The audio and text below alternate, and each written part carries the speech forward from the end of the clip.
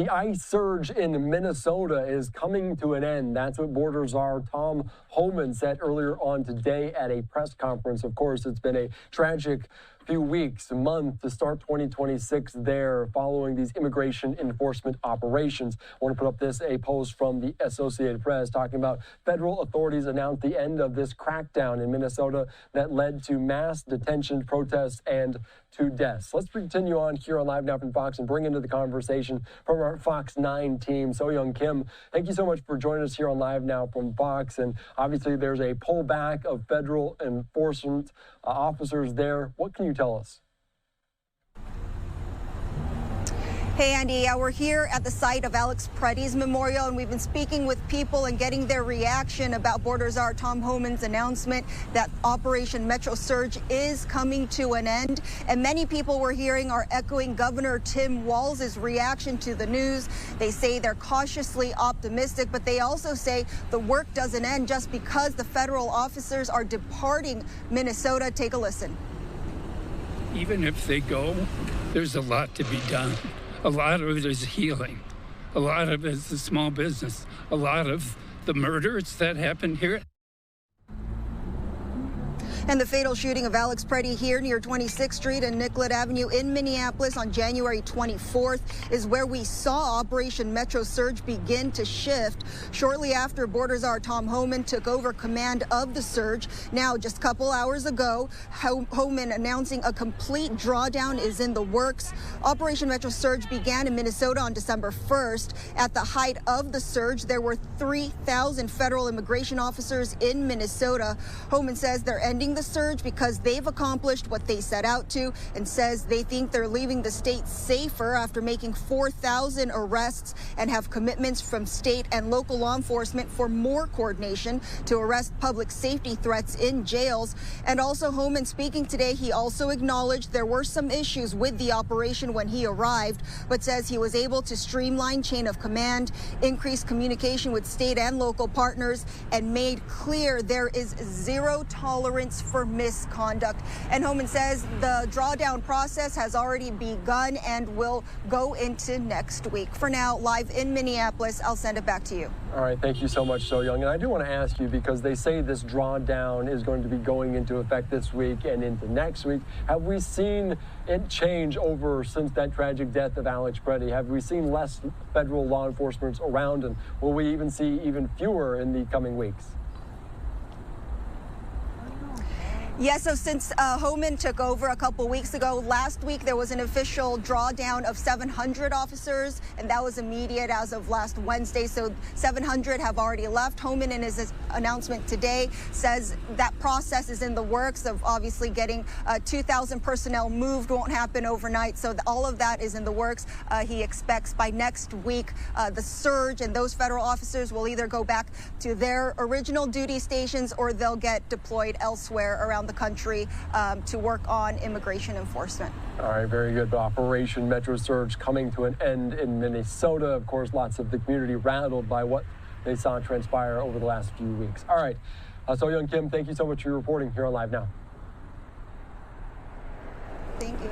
All right, great conversation. As always, that's a major story of what we've seen unfold in the Twin Cities, in Minneapolis and St. Paul, and smaller communities within that larger kind of ecosystem, Columbia Heights, just to name a few. And we're also hearing from state and local officials. That's what Tom Homan pointed to, the border czar, about states' cooperation, in part the reason why this drawback is happening. From Fox News here, Tim Walz said, the quote, the federal government needs to pay for what they broke here. This from the governor, says he demands the federal government be held accountable after Trump administration announced the end of its immigration surge operation in the state. Let's take you out to Tim Walz from earlier on today speaking about this subject. Let's listen in here on Live Now from Fox.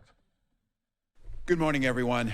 I'd like to start today expressing a deep sense of gratitude and a deep sense of pride to my fellow Minnesotans. Over the past 6 weeks, the state of Minnesota and the people of this great state have endured an unprecedented federal invasion in all aspects of life. Our sense of normalcy was shook to the core. The trauma that's been inflicted certainly across an immigrant community, but to every single Minnesotan, is unlike anything we've witnessed. We've been through challenges, we've been through natural disasters, we've been through COVID, but this is something that I don't think any state has ever experienced. And through that entire time, the dignity, the compassion, the love, the care, and the absolute determination to do what was right never wavered amongst Minnesotans, whether it was standing in minus 40 degrees temperatures or it was delivering food to a family that simply wanted to feed their children. Minnesotans never wavered. And for that, I will be forever grateful. I think it's probably safe to say the rest of the country will be forever grateful, because they showed what it means to stand up for what's right, to stand up for the true principles of this country, to stand with the Constitution, and to stand with human decency.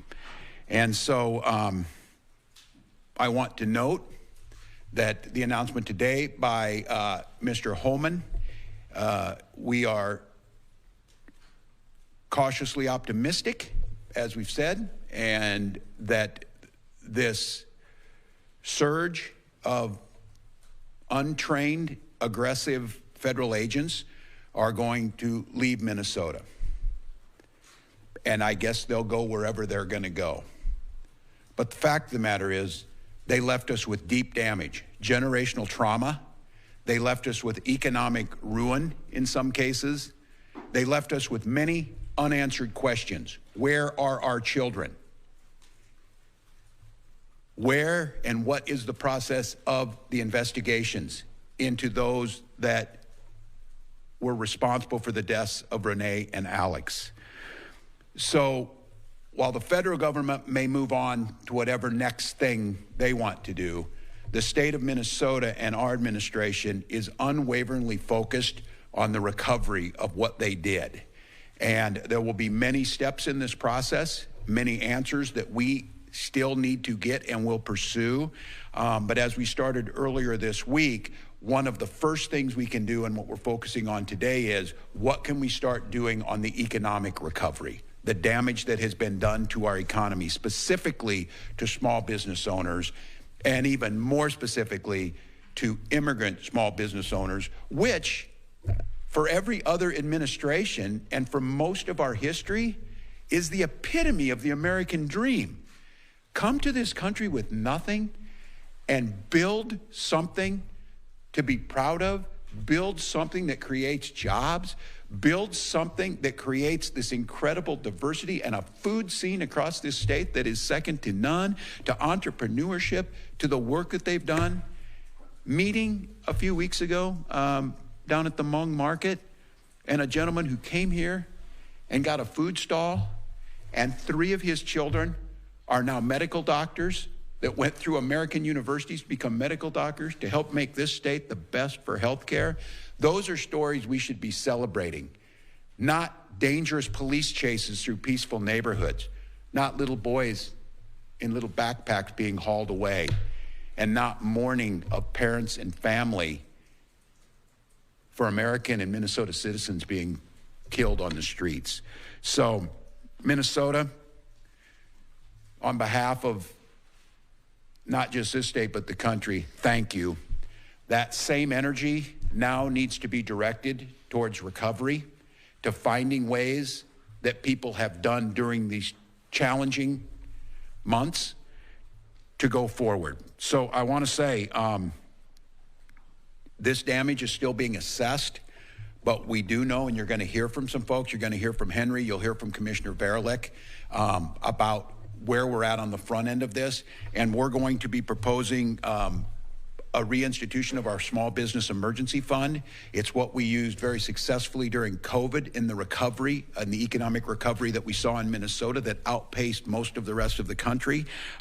We're going to be proposing a first-time $10 million one-time targeted loans, forgivable loans that we know, and I want to be very clear, is a very small piece of this, but what I am going to challenge as we get ready to start here in a few days, the legislative session, this legislative session needs to be about recovery of the damage that's been done to us. I am also asking our team, and I'm going to make appeals to our federal delegation, the federal government needs to pay for what they broke here. There are going to be accountability on the things that happened, but one of the things is the incredible and immense costs that were borne by the people of this state.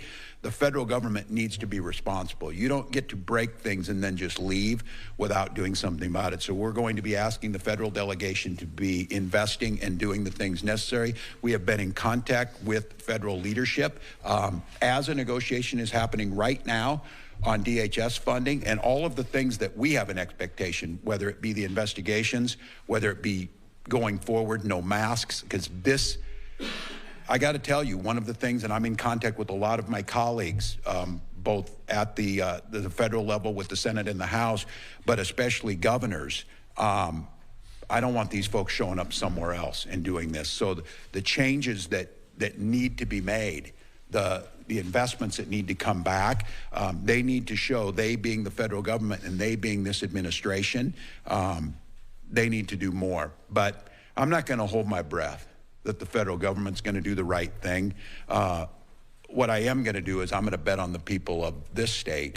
And when we come into this legislative session, an expectation is this should be a bipartisan effort to protect these businesses, to protect what we have in Minnesota, to make changes here to improve this state. That should be very easy. And I think we've seen just some of the data surrounding this. There's very few things in this state that are more unpopular than what just happened to us. And there's few things that are more popular than recovery and supporting small businesses. So Minnesota, I know you've been through a lot. I know that we're still in the deep part of winter, but it's going to be 40 today here. The sun's going to be shining. Probably a pretty good metaphor for spring is out there, summer over the horizon, but it's going to take a lot of work. So the expectation is of myself and our administration and the elected leaders, we get busy in this legislative session and start repairing the damage from this, start putting in safeguards that it doesn't happen again. And I think using the momentum that we have to celebrate, Minnesota's reputation has been pretty well solidified out there of caring, gritty people who back down to nothing and do the right thing for their neighbors. And I think now we continue that same attitude into this legislative session and into this recovery to help the folks standing behind me and thousands of others to get back what they do best, creating jobs, creating opportunities, creating a good life, being able to see their children go off to school and then celebrate by, watching a baseball game when things start up here this spring. We're not asking that much, but there's going to be work to do. You've got our pledge that we will do everything possible to make that happen. And today is a very small first step, but it is a concrete step that can make a difference. With that, I'm going to turn to Deed Commissioner Matt Verilek to talk a little bit about how we expect this program to work. And then we'll hear from Henry as a spokesperson for what the impact has been of a small business and what this can do to help. Commissioner Verilek.